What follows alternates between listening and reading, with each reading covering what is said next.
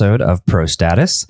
I'm Jesse Maitland, and I'm here today interviewing the Drake Kelch. The Drake Kelch. That's perfect.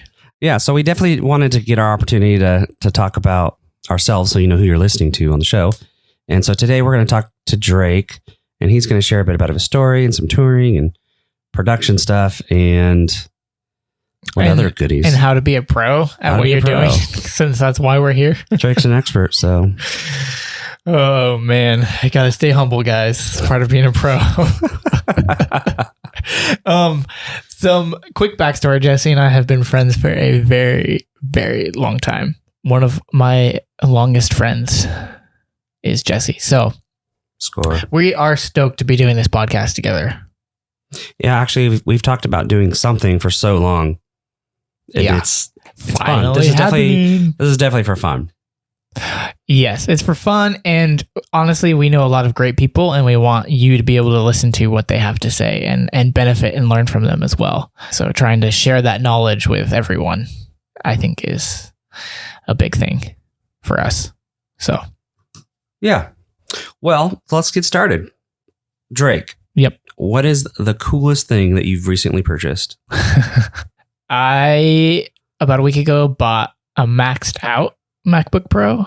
Oh my gosh, another Apple product.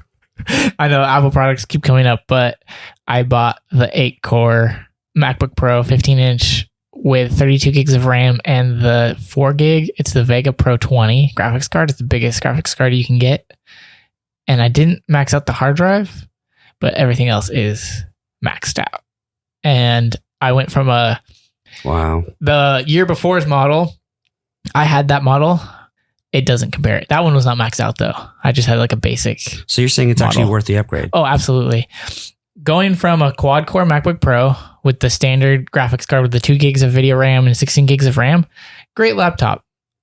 I went to the 8-core maxed out, and all the bottlenecks that I've had with editing anything or even running OmniGraffle, which is a very CPU heavy, RAM heavy software, it doesn't have any of those bogging down issues that I've had on my other MacBook Pro, which is what I was skeptical about. I was like, am I going to buy an almost $4,000 computer and have the same issues and not be worth the money? But I have not run into any of those issues yet with that computer.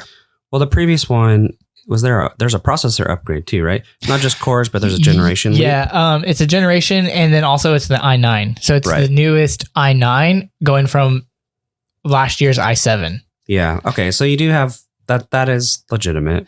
So it is a processor upgrade, a RAM upgrade, and for video editing, huge upgrade. A video RAM. Yeah. Upgrade. But knowing Apple, the graphics card shares the RAM, which is why going from the 16 gigs to 32 gigs of RAM, I think, makes a huge difference, because I never would use the 16 gigs in a software application. But if your video card's trying to use that too, then you're going to run out of 16 really fast. Yeah, for modeling. Yeah. So having the 32, I think, is beneficial. So if you're questioning to buy one, is it actually worth it and going to make your life easier? I would say yes, it's going to be better. Even than last year's. Do you find it kind of an oxymoron that Apple is all like, they love their Radeon cards, and yet the company that owns them is a competitor, AMD? Yeah, because they only use Intel chips in their laptops. I think it's hilarious. It's funny. I think it's funny that they will only use Intel, but they will not use NVIDIA cards. I think that's super funny. I mean, how sick would it be to have a MacBook Pro with all the specs that we just mentioned, but with a 1070 or 2070 or 2080? Like a desktop. Holy crap. Video card, yeah. Which, I mean, the rumors say they're supposed to come out with a 16-inch this month, and it's supposed to be more powerful. We don't know if that's true or not. And 16-inch, it's just going to be a refreshed 15-inch. You know, like they're not going to change their screen size. Interesting. But what I'm really looking forward to is the Mac Pro. Well, actually, no prices of the Mac Pro this month. The cheese grater. Bringing it back. That thing could be amazing. It really depends on the prices, because it could be hell expensive. Yeah, I remember when we were first playing with that iMac Pro. Yep. That thing was quite a big leap in technology. Mm-hmm. And that wasn't even a maxed out iMac Pro. That was only the $10,000 model. Only $10,000. We did not buy it. It was for another company. They say never spend your own money on things. Spend someone else's. So, well, basically, it went down to trying to get a 1 hour export done in 15 minutes or less. And obviously, they were trying to do it on a MacBook Pro, and that was not going to happen. ProRes, by the way, ProRes H.264. That's a big key factor in that. Trying to export ProRes to H.264, 45 minutes to an hour in under 15 minutes. So I was like, well, iMac Pro. That was the only option. That's how you're going to do it. And it did it in like 4 minutes. So now we should do that same test on your laptop. Yeah, I should take the same footage and see how this compares, because this computer was not out. This laptop was not out. Right. That'd be kind of fun to know. It'd be interesting to know where it stacks up. Because for me, this is like, I know we're ranting about computers, but if your computer can export like a minute per minute, so every minute of your film is every minute that it renders, it means it's just playing your film back. That's great. That's fast enough. And if you have a 3-hour film, don't complain that it takes 3 hours to export. Totally. I think that's probably the level of performance that I think everybody really wants. 1-to-1. 1 minute, 1 minute in, 1 minute out. Yep. That's incredible. Absolutely. As you guys can probably tell, Drake's a bit of a nerd. Just a little bit. Tell me about how you got into technology. Like, what made you the nerd? Were you always a nerd? Kind of. My first piece of tech that I remember buying was the original iPod Touch. Oh, yeah. Way back in the day. Didn't even have an app store. You get it and you're like, what do I do with this? It's cool, but I can't do anything with it. So I remember buying that. I was probably 13, I think. Yeah. Which, ironically, I remember him carrying that iPod Touch. Yeah, and then it broke, which is funny. It broke within the 30 days, so I returned it. And funny enough, the iPhone 3G had just come out with iOS 3. Wow, 10 iOSs ago, because we're on iOS 13 now. iOS 3 came out, and that introduced the App Store. That was a big deal. That's right. And I returned the iPod Touch and bought the iPhone 3G. And it was funny because I had a job, barely, enough to pay for my monthly phone bill. And that's where all my money went. And so I bought the iPhone 3G and paid the monthly phone bill with AT&T, because that was the only carrier of the iPhone back in the day. Oh, yeah, that's right. It was only AT&T. Only AT&T. Wow, that's crazy. I know. So those were kind of my first like pieces of tech that I bought. I had a PowerBook G4 back in the day before Apple went Intel. Did you have the black one? No, the PowerBook G4 was still the same clamshell. Was that the clamshell? No, it was after the clamshell. It was like the MacBook Pro, like the aluminum. Oh yeah. It was the big one with the mechanical keys and they're big and still one of the most comfortable keyboards ever. Yeah, it was super. They just broke all the time. I had the 12-inch, the little tiny computer, because I couldn't afford a 15-inch back in the day. So I've always been 13. You've been doing technology. Like you got started with just dorky little things like the phones. Kind of how like I've always like was interested in it, but I started volunteering at church in the kids ministry because I didn't want to go to kids church. That's kind of my story. And so I started volunteering, helping with like sound and slides and that kind of thing. And then it kind of grew from there. Well, kind of. No, it really grew from there. Started working at the church back in the day, doing video stuff with XL2s and GL1s, GL2s. GL2s and XL1s. XL1s, yeah. There was also the XL1S. Yeah. Canon. Old mini DV tape cameras. Oh, yeah. So I remember filming a little bit on those. Rocking that Firewire out. Yeah, Firewire. You had to play the tape back and capture it into your computer. Oh, yeah. So I remember doing that, messing around with Final Cut Pro 7.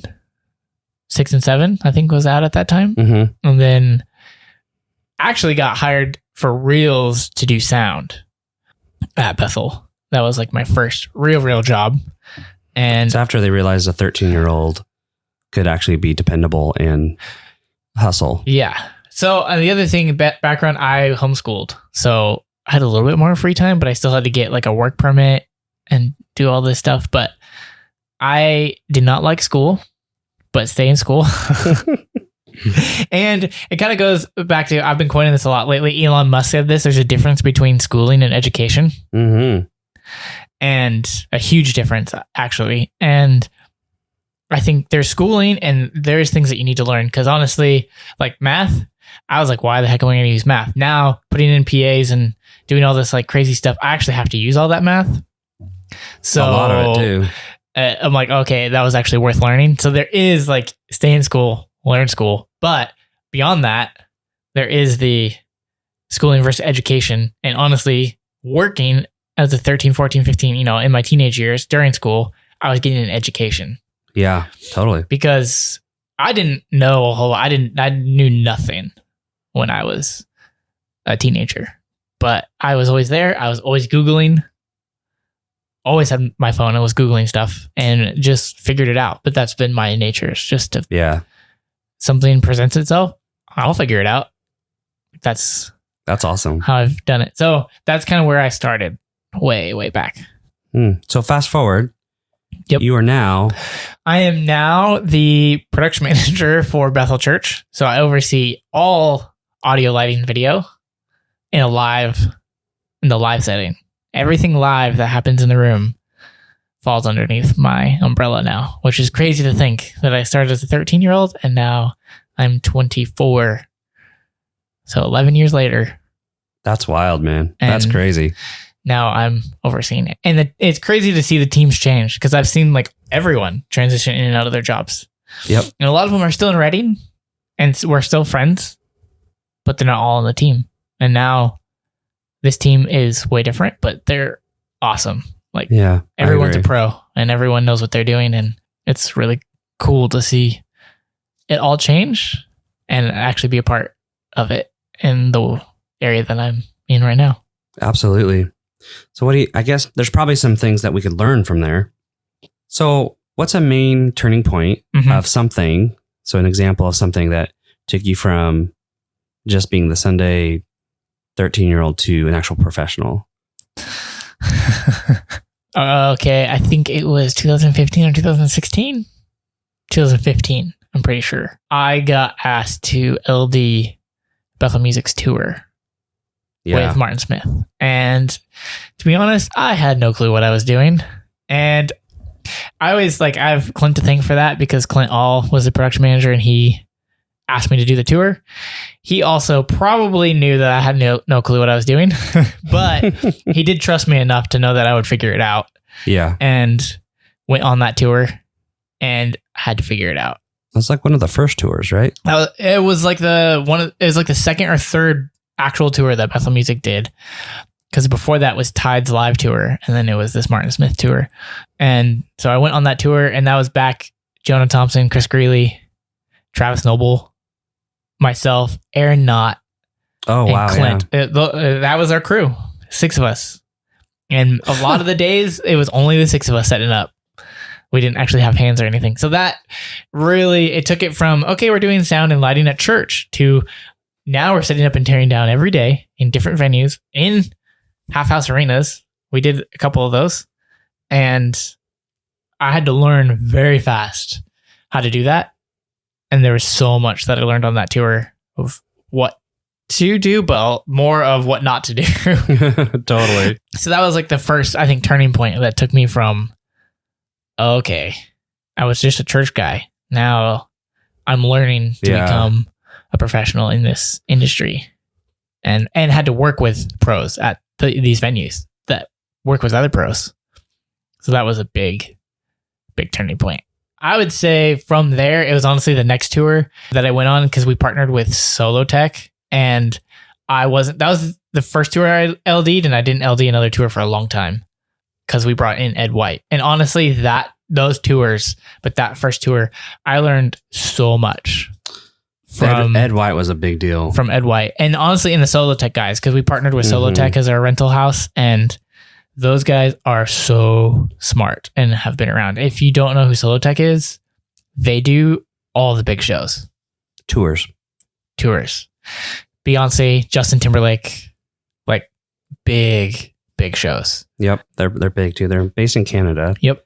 And they But they're have all an over. office in Vegas, and that's who we partnered with. And some of the guys that came out on that tour with us are incredible. And they're the ones doing Justin Timberlake tour and Beyonce tours and stuff like that. Yeah, and there's Ethan, Max, and H. H, yes. Those three toured with us the a three lot. amigos. And then Ed White, of course. I learned a ton from Ed, and he's probably the best LD around still. Mhm. He's incredible as a lighting director, and so I was able to learn from him, even though I was running content and an LED wall tech at that time. So got to learn from him and learned how to do lighting from watching him, but also how to pair content and lighting together and what that really means and how to be intentional. I think How to think about the entire room and not just absolutely what looks cool. Yes, it went from like, we're just doing this to look cool to we're being intentional and we're partnering with what's happening in the room and learning to be very intentional. And at the time, I was being stretched too because I was creating all the content and running it. And I didn't know what I was doing, but I just pulled more and more and more stuff and filmed more and more and more stuff and started putting it in Resolume and adding filters to it. And we don't use any of that anymore because it looks so bad. Oh, yeah. Actually, fun story. Yeah. I remember we went to shoot content. We bought a brand new GoPro, never used it. And we're like, oh, we're going to shoot some waves. We're going to put it on the beach and we're going to let the waves kind of rush over it and it's going to look awesome. And I was like, make sure you tie a rope on that thing because no matter what you do, that thing's probably going to get taken out. Didn't put a rope on it. One wave later, that thing was gone. $400. We never even saw the footage from it. Someone probably has that GoPro though. Oh, it's That's probably the still funny there, thing. honestly. It's probably just chilling at the Buried bottom in of the ocean. sand. I mean, who knows? The tide could have gone out. It could have been sitting there and someone picked it up. Never know. I would hope, honestly. I hope someone got got some it. use out of that thing. Because we didn't. So yeah, those were very stretching and growing moments. And honestly, I tell people this all the time. Like I'll see someone in the tech world and they're learning and growing. I'm like, you need to go on tour. Mm-hmm. And there's so much that you learn from being on tour. You learn how to be fast. You learn how to be efficient. But everything has to be detailed. Oh, yeah. And it has to work the first time. And you learn how to listen to authority as well. And then there's a lot of oversight. It's like a boot camp. There's creative professionals. There's your touring manager, your creative producer, your production manager. There's a lot of voices happening. You have to make the show go on. And then when there is a problem, you cannot not have a show, if that makes sense. Oh, yeah. Like, oh, yeah. The show has to happen. And it has to be top notch. And there's been very close calls where it's like 5 p.m. doors are supposed to open and the LED wall's not working. And you're like, wow, what are we going to do? And somehow we've always had a show and everything's always worked. So I would say all of my learning, most of my learning and experience came from touring. Also, I want to throw this in there. Touring is not glamorous. Yeah, definitely. People are not. like, oh, you get to travel around the world for free or get paid to travel around the world. Yeah, but I work from 8 a.m. till 2 a.m. every day. Oh, yeah. 6 hours sleep is a good night. Yep. And you get a day off every now and then. You don't see daylight sometimes. And you're sleeping in a tiny bunk. Yep. And it gets either super cold or really hot, depending on who's on the bus, and it kind of stinks. And there's not a lot of room, and you have no private time. Zero. You're always with people. Half the time you're showering with people. So yep. You gotta get literally used to no that. private time. So yeah, touring's not glamorous, but you learn a lot really fast. And I know I learned a tremendous amount when I was out. That was amazing. And most of the guys that I work with would say the same thing. When they started touring, that's when they started learning. And you take, for example, Chris Greeley. He's been touring since he's 14. And he's 34? 35 now? Yeah, because I think Chris and I are 10 years apart. So way more experience. I didn't start touring until I was 18. So I think I would love some pro tips on some things. All right. So you were accomplished at a very young age, and you still are. You're a production manager of a very large department and you do a lot of events. Yep. I mean, do you know the number of events that you do in a year? No, it's not in the triple digits, but it's in the high double digits. It's like 60 plus a year. If you count all of the small ones too. Yeah, the small ones. And then... But we have about 9 flagship conferences, events that I do. And by that, I mean plus 2,000 people. Like 2,000 or more people, usually. Yep, that's about right. And 2 of those are like 6,000 plus people conferences. So somebody listening and they're like, wow, this guy is super young, super successful. There's definitely something to learn there. Right? Like you've got to have some wisdom for these guys. So, cause like some of the things that come up for me is like, how'd you manage relationships? How'd you manage, you know what I mean? Like just relationships and family and health and finances. And, you know, like there's all these things that are challenges. Yeah. And production is demanding, super demanding. And it will drain the crap out of you. It'll take everything you have if you let it. And so how do you hustle and still maintain some sort of a normal life? And then like, cause you know, if you let it drain you, you're not being a pro, like something sacrificing, you know? Well, I mean, yeah, I have a few things that I can mention about that. First thing, and Brian Johnson always says this, you have to have a hobby, something that does not involve you making money. Like you have to have a hobby. And I really took that one to heart, even though sometimes I don't always have a hobby. I kind of drift in and out of hobbies, which is fine. But you have to have something that you do that doesn't make you money, that you're not searching for money. That's really good. And one of those, and this might sound funny, but this is a way to have, I think, a relationship and also a hobby for a while, for several months. I haven't played in a long time, but I was like really into a couple games on Xbox. And that's what my hobby was. And I know it's like, you don't want to play video games, but like I had something to where I'd go home at night and I'd sit down and I'd play, and it was not making me money. It was just a way for me to chill. And honestly, I would play online, so I'd play with other people. So there's a little bit of that online community thing. And most of them I knew they're friends. Yep. Or in our own house, like we'd split screen and play 4 of us together. So there is that. Like I think you do need to have a hobby, something that refuels you, that you're not stressing about. This has to be a product, because most of my hobbies turn into work or a way to make money, or I want them to make me money. So there's that. I think that that's like a key thing as a production person. You have to have that. That's great. Yeah, that's awesome. I think managing time, like, so now I'm married and I have a 1-year-old. So that's even more difficult, because when I was single, it was like, you don't give a care in the world about time. And I honestly didn't spend a lot of time with my parents. Luckily, my brother works with me now, but so I can spend time with him. But your friends end up becoming your family, honestly. Like my family was who I was working with at that time. And I was traveling with my family basically because I was touring so much. Now, like I dated through that, got married, kind of stopped touring. I still travel, but I don't tour. So I'm not gone for 2 to 4 weeks at a time, 5 weeks at a time anymore. But I think and I had to learn, I learned this quickly. You have to realize you're going to get less sleep if you want all of those things.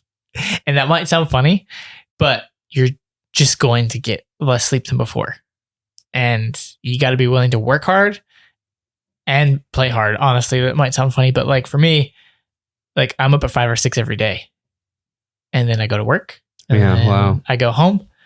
And then I spend time with my son, and then he goes to bed 3-4 hours later. And then I spend a couple hours with my wife, and then we go to bed, and then I'm back up at 5. So I'm sleeping 5-6 hours every day. Yeah. And it's just become the normal. And I think you have to, like, if you want all of this stuff, there's only so much time in the day. It's true. To give. And part of that is I could sleep in a little bit later, but I don't have enough time in my day to get all my work done, which is why now I get up at 5 or 6. Because that gives me extra hours in the day. Plus, I like being up before everyone else so I can get stuff done without people yapping at me. Because then 8, 9 o'clock rolls around and then all the emails start coming back and people asking you stuff. But I don't know. So stress.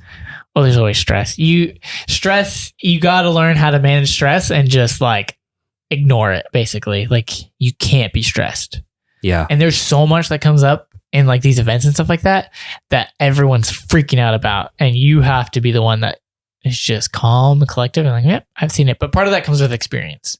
Like, I've seen everything that could go wrong goes wrong. Even high dollar openers that are like, it flopped and all that money just went down the drain. I've seen it happen. And so, you get to a point where you're like, I've seen all the issues come up and it's not a big deal anymore. And most of the time, the people attending the event have no clue what just happened. Well, I think that's a pro tip too. Like, that's a big deal. Like, knowing how to manage stress and how to deal with it. Like, we set the tone. Oh, yeah. And if you bring stress into the situation, everyone's stressed. And honestly, you set as a leader, like talking to like production managers or tech directors right now, like your stress with what you bring to the table affects your entire team. So if you're stressed, the rest of your team is going to be stressed. You have to be the one that's calm and collected. Yep. To be able to bring that calm, coolness to your team. I had somebody tell me once that stress is an emotion. Mm-hmm. And once I realized that, I was like, oh, I can master my emotions. Oh, absolutely. And so once I realized it was just an emotion, when I felt stressed, I would just go, oh, it's okay. It just feels stressful. It doesn't have to be stressful. And that for me changed everything. And I think another pro tip would be have someone that you can talk to. Mm-hmm. Because you have to release it. Because honestly, Justin and I do events all the time. And there'll be something where I am so pissed at that happened during the event. I'm like, why did that happen? I never talk to my team about it. I might bring it up as like, hey, let's fix this. But it's a different type of me bringing it up. But I will be furious that I saw like what I saw or something like that. But usually I go talk to Jesse and we go around the corner, we go outside and I'm just like, I kind of release a little bit of that. Yeah. But it's just Jesse and I having a conversation, but we have a great relationship that we can have that conversation and he's understanding and we like talk through it. So I would say pro tip, have someone that you can talk to. That's awesome. In that way that you have a great relationship with and if I'm saying it to Jesse, he knows I'm not like letting it out on him. Mm-hmm. He knows that we're just having a conversation and I'm saying exactly what I'm thinking. And honestly, with that, going back into your team later and being like, all right, let's address this. Having someone else that knows how you feel that can also offer input into it is super beneficial because I'll say something and then Jesse will be able to chime in and actually be like, this is what Drake actually means. So, and it takes what was something stressful and a trigger and it actually gets turned into a teaching opportunity to bring people up to a higher level, right? You're challenging them to grow with you and leaders pull people up. Like we lift them up. Mm-hmm. So I think that's incredible. Yeah. I think it's necessary if you're in a position like this. Yeah, absolutely. I would say another pro tip, and it might be a pro tip to get to this spot. I always find a way to say yes. Oh, yeah, absolutely. To what's happening or what they want to happen. And there are some times where it's like, technically it's not possible. Like you just can't do it. And that's okay. Like, be like, we have to, whatever. I can't think of an example right now, but there's sometimes where it is, but finding a solution. So not just saying no, like, sorry, I can't do it. It's like, oh, we can't do exactly that, but we could do this. Does that work? Those types of things. So always finding a way to say yes or have another solution. Also, coming to the table with a solution, I think is like, you always have to come to the table with a solution. Oh, yeah. I actually have a rule. I don't ever bring a problem to anyone's attention that's what without a solution. Yep. Yeah. Never bring a problem to the table without a solution. That's exactly what I was trying to say. So those are kind of some tips because like I've worked with several tour managers and other production managers and different bosses over the years. And right now I have like 5 bosses. It's just how it is.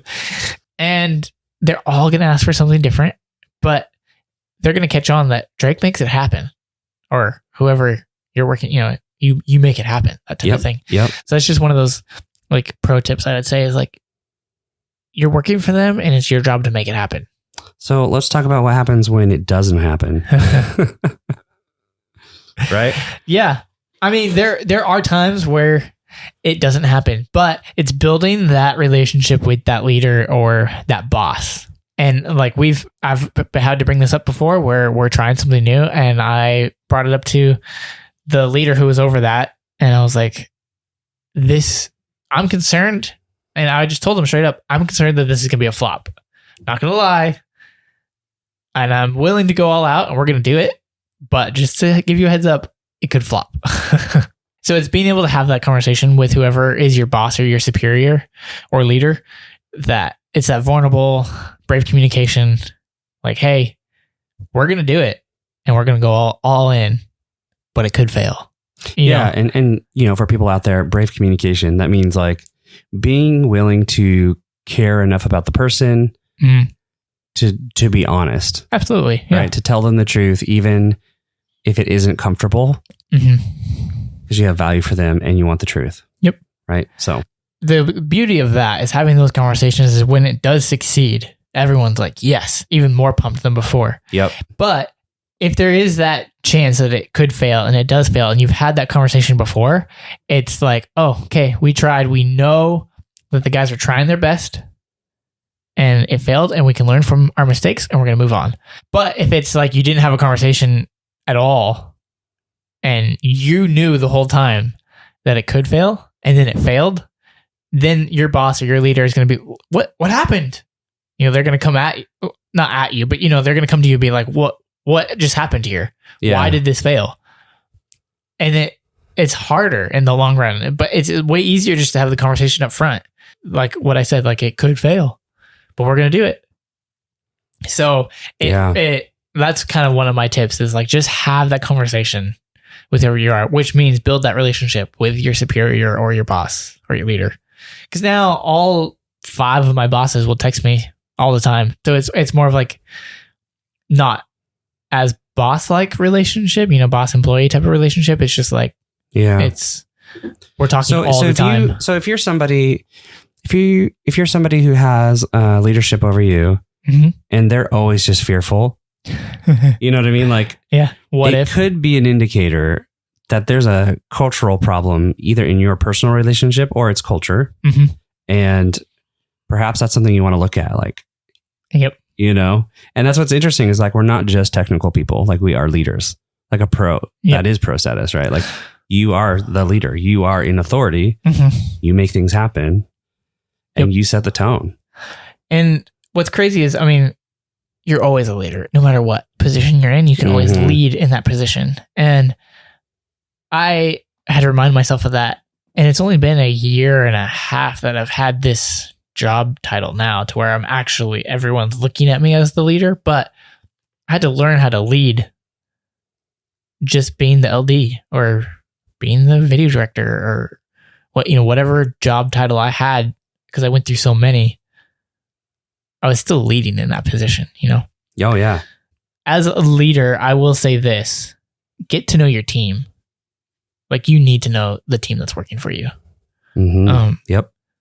And part of that, like, I struggle with that because I have almost 40 people, 32 people underneath me. So it's close to 30, but I have 32 employees that work for me.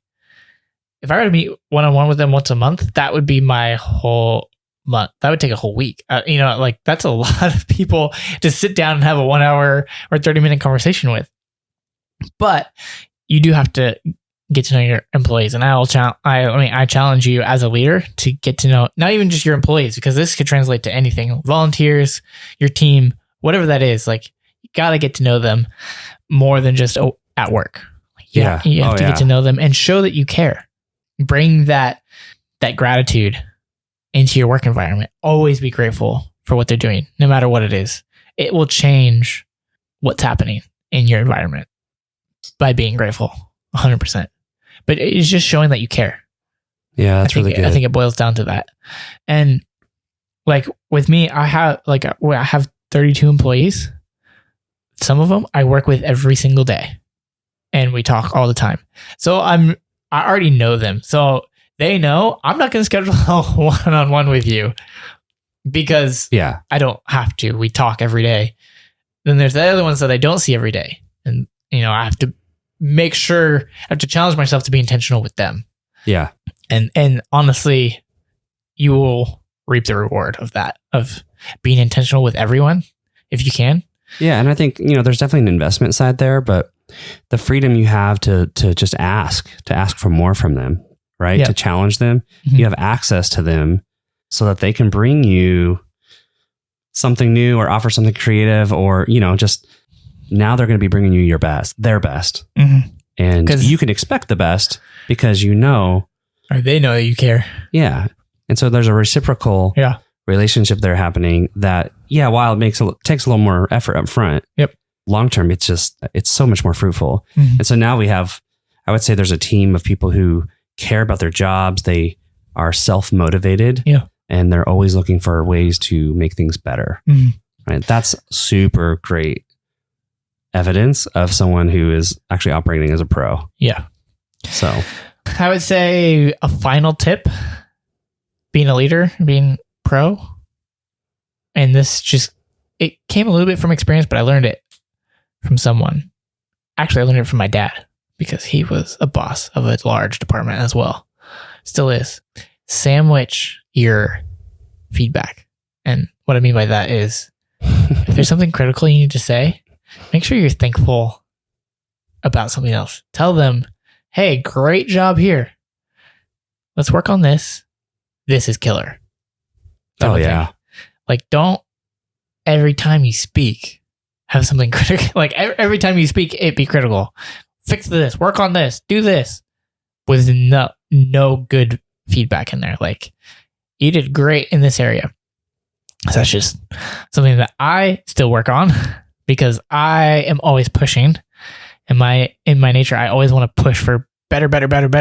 Like that's how I'm driven and wired. It has to be better. It has to be the best. It's true. But it's definitely true. Not everyone can keep up with that.